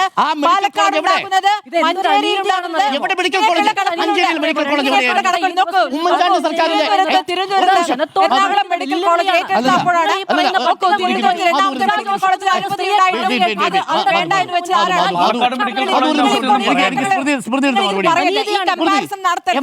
ഈ നീതി ആയോഗിന്റെ കണക്ക് പറയും. നീതി ആയോഗിന്റെ പറഞ്ഞ മഞ്ചേരിയിലെ മെഡിക്കൽ കോളേജ് ആശുപത്രിയും വയനാട് മെഡിക്കൽ കോളേജ് ആശുപത്രിയും യു ഡി എഫിന്റെ കാലത്ത് തുടങ്ങിയ കെട്ടിടം എവിടെയാ? തുടങ്ങി കഴിഞ്ഞിട്ട് എന്തായി? എവിടെ? ആരാ തുടങ്ങിയത്? മനസ്സിലായില്ല. ഇലക്ഷൻ വരില്ലേ? അല്ലല്ല, എന്റെ ചോദ്യം ഇതാണ്.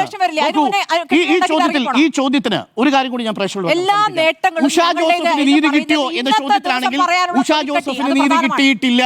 ഹർഷീനിക്ക് നീതി കിട്ടുമോ എന്ന് ചോദ്യമാണെങ്കിൽ ഹർഷീനിക്ക് നീതി കിട്ടിയിട്ടില്ല. പക്ഷേ അത് കേരളത്തിലെ ആരോഗ്യ വകുപ്പിന് വീഴ്ച മൊത്തമാണോ എന്ന് ചോദിച്ചാൽ അടിമുടി സമ്പൂർണ്ണ വീഴ്ചയല്ല എന്ന് പറയാൻ മാത്രമേ ഞാൻ പറഞ്ഞുള്ളൂ. വീഴ്ചകൾ സംഭവിച്ചിട്ടുണ്ടെന്ന് ചൂണ്ടിക്കാണിച്ച് നിങ്ങൾ സംസാരിക്കുമ്പോൾ അവിടെ ലാഭം കൊയ്യാനിരിക്കുന്ന സ്വകാര്യ ആശുപത്രികളെ നിങ്ങൾ കാണാതെ പോകരുത്. അത് മാത്രമേ ഉള്ളൂ എന്റെ വിഷയത്തിൽ. സ്വകാര്യ ആശുപത്രിയിലേക്ക് പോകാൻ കഴിവില്ലാത്തവരാണ്. അതാണ് അവരുടെ ആത്മവിശ്വാസം കൂടി വീണ്ടെടുത്തേ പറ്റൂ. അവരുടെ ആത്മവിശ്വാസം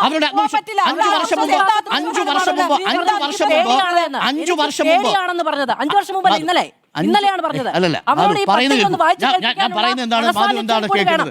ഈ സംഭവം നടന്നത് എന്താണ്? ഈ സംഭവം നടന്ന ഡേറ്റ് അടക്കം ഈ ചർച്ചയുടെ തുടക്കത്തിൽ ഞാൻ പറഞ്ഞത് 5 വർഷം മുമ്പാണല്ലോ. എളുപ്പത്തിനായിരിക്കും. ശരി, എനിക്ക് മാധുവിനോട് വളരെ ലളിതമായ വിനീതമായ ആദരവോടുകൂടി ഒരു ചോദ്യമുണ്ട്. ഈ വേൾഡ് ഹെൽത്ത് ഓർഗനൈസേഷന്റെ കണക്കനുസരിച്ച് സർജറികൾ നടക്കുമ്പോൾ സംഭവിക്കുന്ന പിഴവുകൾ എത്ര ശതമാനമാണ്? ലോകാരോഗ്യ സംഘടനയുടെ കണക്കനുസരിച്ച് മാധുവിന് അറിയാമോ? അറിയില്ലെങ്കിൽ ഞാൻ പറയാം. 10%, 10% പ്രതീക്ഷിക്കണമെന്നാണ്. കേരളത്തിൽ എത്രയാണ് സർജറികളുടെ പിഴവുകളുടെ കണക്ക് അറിയാമോ? നോക്കൂ, നിങ്ങൾക്ക് ഈ കണക്കും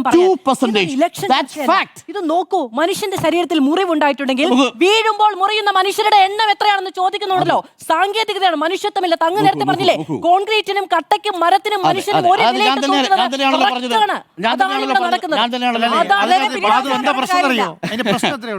ഈ ചോദ്യം എന്ന് പറയുന്നത് ഈ സിസ്റ്റത്തിന് വീഴ്ചയോ എന്ന് ചോദിക്കുമ്പോൾ ഈ സിസ്റ്റം മുഴുവൻ വീട് കിടക്കാണെന്ന് പറഞ്ഞാൽ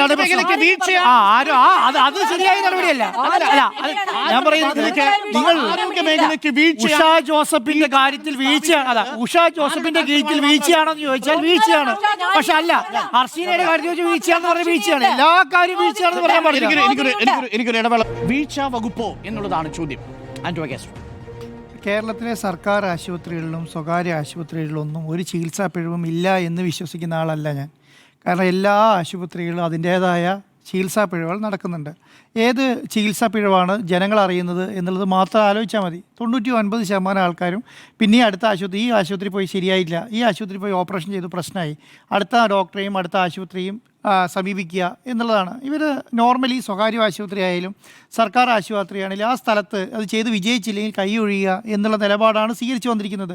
അത് നമ്മൾ പറയുമ്പോൾ ഡോക്ടർമാർ ചെയ്യുന്നത് തെറ്റാണോ അല്ലെങ്കിൽ അങ്ങനെയാണോ എന്ന് കുറേ ന്യായീകരണങ്ങൾ ഇവരുടെ ഭാഗത്തുനിന്ന് കേൾക്കാം എന്നുള്ളതാണ്. ഞാൻ ഇതുമായി ബന്ധപ്പെട്ട് ഒരു ഡോക്ടറോട് സംസാരിക്കുമായിരുന്നു. ഈ ഡോക്ടറോട് സംസാരിക്കുന്ന സമയത്ത് ഒരു 3.5 കിലോ ഉള്ള ഒരു മുഴ യൂട്രസിൽ നിന്നും എടുത്ത് മാറ്റുന്ന സമയത്ത് ഈ ഓപ്പറേഷൻ തിയേറ്ററിൽ ഇരിക്കുന്ന ഡോക്ടർമാർ നഴ്സുമാർക്ക് ധാരണയുണ്ടാവും. കാരണം രക്തം കൊണ്ട് കുളിച്ചിട്ടുണ്ടാവും ആ ഏരിയ മുഴുവൻ, ആ ചെയ്യുന്ന സ്ഥലം മുഴുവൻ. അപ്പോൾ വയറാണെങ്കിൽ വയറിൻ്റെ ഭാഗം മുഴുവൻ രക്തമാണ്. അപ്പോൾ പല സ്ഥലങ്ങളിൽ നിന്ന് രക്തം വരും. അപ്പോൾ സ്ഥലത്ത് എന്താ ചെയ്യുക? ചില സ്ഥലത്ത് പഞ്ഞി, ചില സമയത്ത് സ്ഥലത്ത് സ്പോഞ്ച്, അങ്ങനെയുള്ള സാധനങ്ങളൊക്കെ കയറ്റി വെച്ചത് അടക്കിയാണ് ചെയ്യുക രക്തം വരുന്ന ഭാഗം എന്ന് പറയുന്നത്. വളരെ രക്തം കൊണ്ട് മയം ആയിരിക്കും എന്നുള്ളതാണ്. ആ സ്ഥലത്താണ് ഈ പറയുന്ന കത്രികയായാലും ഈ പറയുന്ന എന്താണോ എക്യുപ്മെൻറ്റ്സ് ഇതിനുവേണ്ടി ഉപയോഗിക്കുന്ന എക്യുപ്മെൻറ്റ്സ് എന്താണോ അത് എണ്ണി തിട്ടപ്പെടുത്തിയെടുക്കുന്നത്. ആ 10 എക്യുപ്മെൻ്റാണ് ഇതിനു വേണ്ടി ഉപയോഗിക്കാനുണ്ടെങ്കിൽ അത് എണ്ണി തിട്ടപ്പെടുത്തിയ ഒരു നേഴ്സ് ഈ പറയുന്ന ഓപ്പറേഷൻ ചെയ്യുന്ന ഡോക്ടറുടെ കയ്യിൽ കൊടുക്കുകയാണ് ചെയ്യുന്നത്. ആ ഓപ്പറേഷൻ കഴിഞ്ഞിട്ട് ഈ തിരിച്ച് തുന്നിച്ചേർക്കുന്നതിന് മുൻപായിട്ട് ഈ പറയുന്ന എക്യുപ്മെൻറ്റുകളെല്ലാം തിരിച്ചെണ്ണും. ഈ 10 എണ്ണം തന്നത് തന്നെയാണോ, 10 എണ്ണം തിരിച്ച് എത്തിയിട്ടുണ്ടോ എന്ന്. ഇതല്ലാതെ വേറൊരു ഓപ്ഷൻ ഇല്ല. നമ്മൾ ആദ്യം മനസ്സിലാക്കേണ്ട കാര്യം, വേറൊരു ഓപ്ഷൻ നമ്മുടെ മുന്നിലില്ല. പിന്നെ അതുള്ള ഓപ്ഷൻ എന്താണ്? ഇത് ബാർകോഡ് സംവിധാനമായി. ഇപ്പം ഈ ബാർകോഡ് സംവിധാനം എന്ന് പറഞ്ഞാൽ ഓരോ എടുക്കുന്ന എക്യുപ്മെൻ്റ് എല്ലാം ഇപ്പോൾ സ്പോഞ്ചാണ്, ഈ സ്പോഞ്ചിന് മേലെ ബാർകോഡ് ഒട്ടിക്കും. ഈ പറഞ്ഞ എക്യുപ്മെൻറ്റുകളുടെ മേലെ എല്ലാം ബാർകോഡ് ഒട്ടിക്കും. എന്നിട്ട് അത് ഈ റേഡിയോ ഫ്രീക്വൻസി ഐഡൻറ്റിഫിക്കേഷൻ എന്ന് പറയുന്ന ഒരു എക്യുപ്മെൻറ്റ് വെച്ചിട്ട് സെർച്ച് ചെയ്യും. എന്നിട്ട് സെർച്ച് ചെയ്തിട്ട് ആ ഇതെടുക്കുന്ന, അപ്പം ഏതെങ്കിലും ഒരു ബാർകോഡ് ഒട്ടിച്ച എക്യുപ്മെൻറ്റ് ഈ വയറിനകത്തുണ്ടെങ്കിൽ ഈ പറയുന്ന സൗണ്ട് ഉണ്ടാക്കും, ഈ മെഷീൻ സൗണ്ട് ഉണ്ടാക്കും. അപ്പോൾ അത് തപ്പി എടുക്കുകയാണ് ചെയ്യുക. അല്ലാതെ ഇതിൻ്റെ ഏതാണ് ഓർഗൻ, ഏതാണ് അവയവം, ഏതാണ് പഞ്ഞി എന്ന് തിരിച്ചറിയാൻ പറ്റുന്ന അവസ്ഥയല്ല ഈ പറയുന്ന ഓപ്പറേഷൻ ചെയ്യുന്ന അവസ്ഥേൻ്റെ ഉള്ളിലുള്ളത്. അതൊരു ഡോക്ടർക്ക് മനസ്സിലായാലും അതൊരു നേഴ്സിന് പറഞ്ഞാലും മനസ്സിലാവും. സാധാരണക്കാരനായ ജനങ്ങളെക്കുറിച്ചിട്ട് അത് പറഞ്ഞാൽ മനസ്സിലായിക്കോണമെന്നില്ല. അപ്പോൾ എന്ത് സംഭവിക്കും? അതിനകത്ത് പെട്ടുപോയാൽ നമ്മുടെ ഗവൺമെൻറ് ഹോസ്പിറ്റലുകളുടെയും നമ്മുടെ ശരാശരി ഫിനാൻഷ്യലി വലിയ കപ്പാസിറ്റി ഇല്ലാത്ത ഹോസ്പിറ്റലുകളിലൊക്കെ നടക്കുന്ന ഓപ്പറേഷൻ്റെ അവസ്ഥ എന്ന് പറയുന്നത് വലിയ രീതിയിലുള്ള ഇന്നത്തെ ടെക്നോളജിക്ക് അനുസരിച്ചുള്ള സ്കാനിങ് മെഷീനുകളില്ല. ഇന്നത്തെ ടെക്നോളജിക്ക് അനുസരിച്ചിട്ടുള്ള ഈ ബാർകോഡ് സംവിധാനങ്ങൾ ചെയ്യുന്ന മെഷീൻസ് ഇല്ല.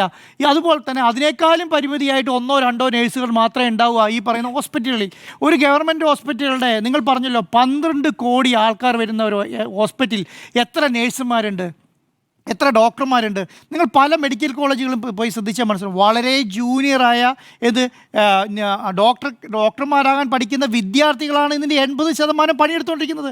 80% നേഴ്സിംഗ് വിദ്യാർത്ഥികളാണ് 80%. സർക്കാർ, നിങ്ങൾ ശ്രദ്ധിച്ചാൽ മനസ്സിലാവും, കേരളത്തിലെ പ്രധാനപ്പെട്ട പ്രൈവറ്റ് ഹോസ്പിറ്റലുകൾക്കെല്ലാം നേഴ്സിംഗ് കോളേജുകളുണ്ട്.